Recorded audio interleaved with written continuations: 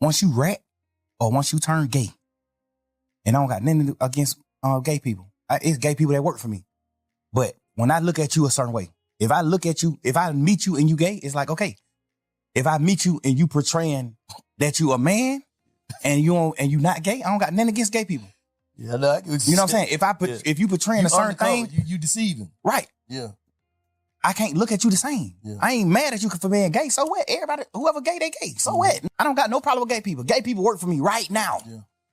I'm down around gay people every day because they work for me. I don't got no problem with them. I don't hate that I even brought this. I don't want you to take it out, but I hate I even brought it up because I don't even want the LGBT. They get what you're saying. I don't even want that community to even think that I'm against them. I'm overly with y'all. You saying DL, bro. That's what you speaking on. Like if I look at you like a man and we together, girls together, and we doing certain, and I look at you and a man like what? And then I find out you gay. It ain't really nothing you can say to me. Yeah. I'ma just look at you like you broke a man code. You broke a code that men with backbone stand up to. You broke that code. You can talk. You can say whatever you want to say. You broke a man code. I don't look at you the same. But in real life, I don't even want to hear what you got to say, but you still supposed to be a real nigga. I'm finna say it. I don't give if you want to hear it or not. I'm finna say it to make sure he know. And that's why I'm doing this interview. He might not be one he wants to, I'm just speaking, stir the pot. There is a way men learn to look at each other long before they learn how to speak about themselves. It is in the nod exchanged on the corner, the grip of a handshake, the tightening of a jaw, when silence must hold more than words. These codes are passed down, unspoken but heavy, and they form a latticework of trust that men often cling to, even when those codes begin to strangle them. Young Thug is a man who has long played with the boundaries of those codes. He has worn dresses on album covers, draped himself in colors and textures that bent the expectations of masculinity. He has made music that dissolves into melody and resurfaces as growl, resisting form, resisting containment. He has, in so many ways, lived as a reminder that black manhood need not be a box. Yet when he speaks about sexuality, about the boundaries of trust between men, the weight of those old codes reappears. For him, the question is not about the existence of gay or bisexual men. He is clear that he lives among them, works with them, respects them. His world is not closed to their presence.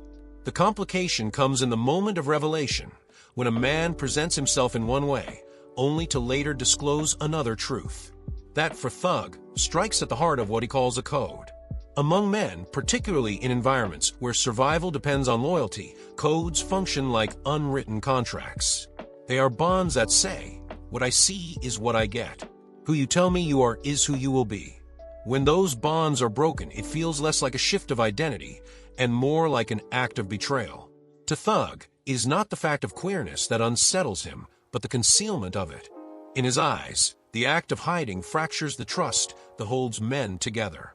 But the question lingers, are these codes genuine, or are they prisons disguised as protection? What happens when authenticity itself is reshaped by visibility, by courage, by a world where coming out is still dangerous, still fraught with risk? For many queer men, concealment is not deception but defense. The same code that Thug feels has been broken may itself be the very structure that forced silence in the first place. Hip-hop has long had a complicated relationship with queerness.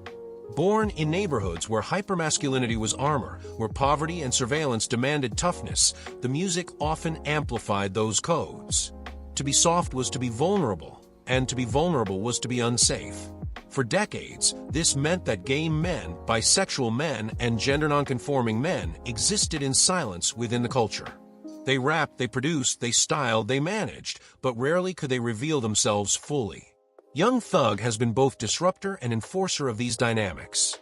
His fashion choices and vocal eccentricities expanded the boundaries of what a rapper could look and sound like. He became a figure who, in his own body, suggested that manhood could be fluid.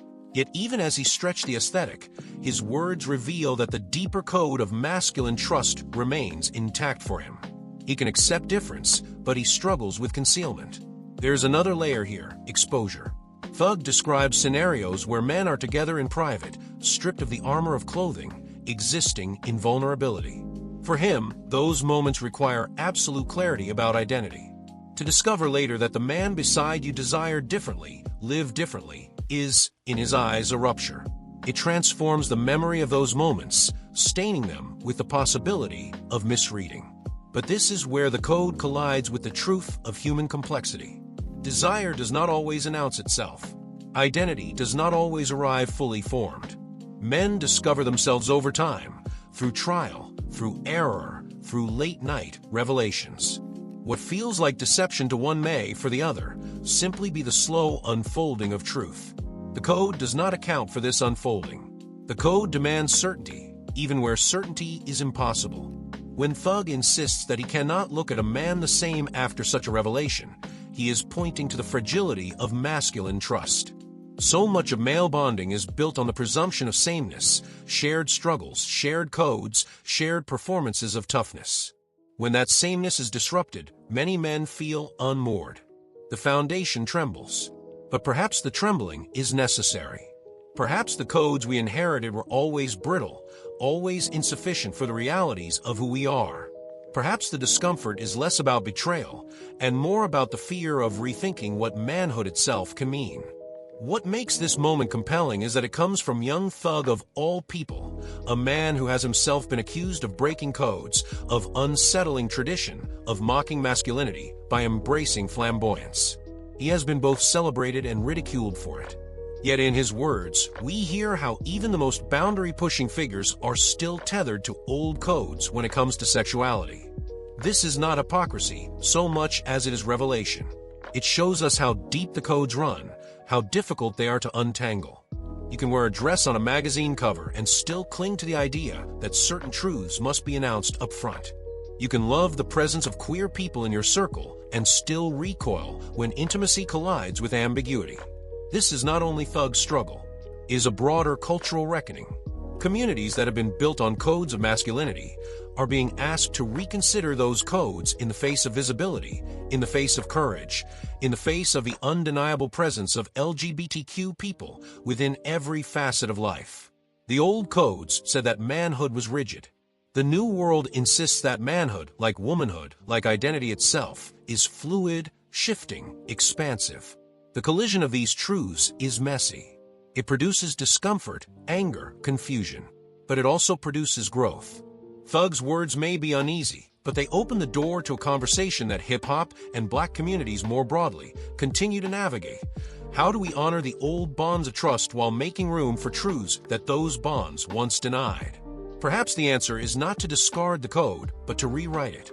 To imagine a covenant not built on sameness, but on honesty.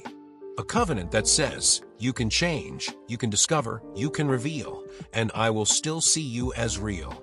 A covenant that recognizes the danger of disclosure and refuses to punish those who reveal themselves late. For young Thug, this rewriting may not come easily. He is, after all, a product of the codes that raised him. But he is also a disruptor, a man whose very career has been an experiment in breaking molds.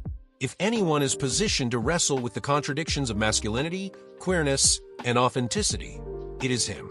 And so his discomfort is not the end of the story. It is the beginning of one. A story in which artists and communities must grapple with the fragility of their codes, the complexity of their desires, and the possibility of trust that is not threatened by difference.